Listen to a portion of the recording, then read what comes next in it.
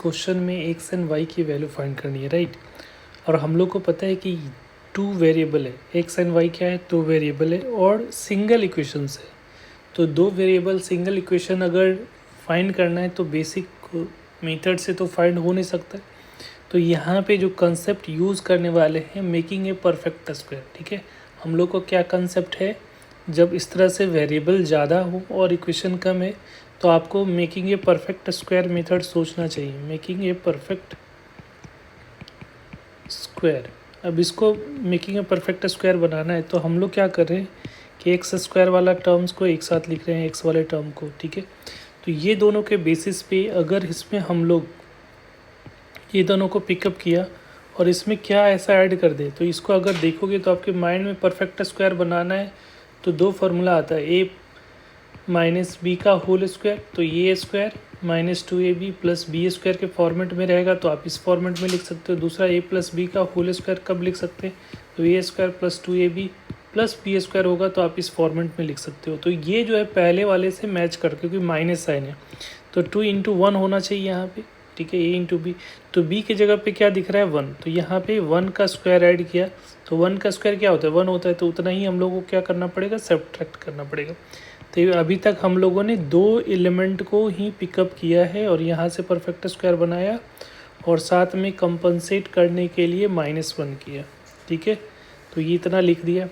अब उसके वाले वाई वाले टर्म लिख लो, तो वाई वाले में क्या हो जाएगा, हम लोग लिखते हैं वाई का टर्म, तो एक ये लिया फिर एक -2y लिया, तो वाई स्क्वायर -2y लोगे, सेम प्रोसीजर यहाँ पे 1, तो 1 का स्क्वायर ऐड किया तो उतना ही हम लोग को क्या करना पड़ेगा, सब्ट्रैक्ट करने पड़ेगा फॉर कंपनसेटिंग, ठीक है। इसको कंपनसेट करने के लिए इधर सब्ट्रैक्ट किया गया, ये एक परफेक्ट स्क्वायर बन गया, ठीक है।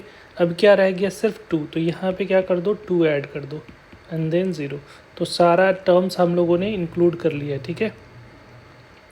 यहाँ पे हम लोग लास्ट में 2 ऐड किया 0। अब देखो सारा टर्म ऐड हो गया है, तो अब हम लोग क्या कर सकते हैं, यहाँ पे ये एक परफेक्ट स्क्वायर है तो इसको हम लोग लिख सकते हो क्या, x -1 का होल स्क्वायर, इस फॉर्मूला के अकॉर्डिंग कर सकते हैं ना। और ये वाला पार्ट को क्या लिख सकते हो, प्लस y -1 का होल स्क्वायर, ऐसा लिखोगे। देखो -1 -1 -2 हो गया, -2 और ये क्या है तुम्हारा +2 = 0, तो ये दोनों तो कैंसिल आउट हो गया, ठीक है।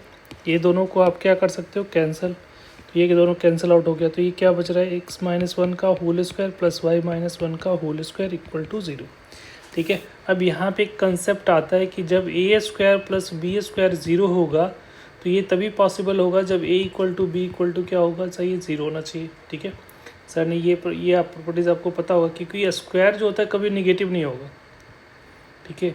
कोई भी स्क्वायर होता है वो ऑलवेज ग्रेटर देन 0 होता है, तो बी स्क्वायर भी ग्रेटर देन 0 होगा। तो अगर दोनों को ऐड करके 0 आ रहा है, इसका मतलब एक ही कंडीशन पॉसिबल होगा कि ए भी 0 हो जाए, बी भी क्या हो जाए, 0 हो जाए, तभी ये दोनों ऐड करके 0 आ सकता है। तो सेम प्रॉपर्टीज़ यहाँ पे दोनों का स्क्वायर का सम 0 आ रहा है, इसका मतलब x -1 भी 0 होना चाहिए एंड y -1 भी 0 होना चाहिए, दोनों 0 होना चाहिए। तो इसका मतलब x की वैल्यू 1 होनी चाहिए और y की भी वैल्यू क्या होनी चाहिए, 1 होनी चाहिए। तो इसका आंसर x का वैल्यू 1 एंड y का वैल्यू क्या हो जाएगा, 1। ये आपका रिक्वायर्ड आंसर होगा, ठीक है बेटा। आई होप क्लियर हो गया होगा। Thank you.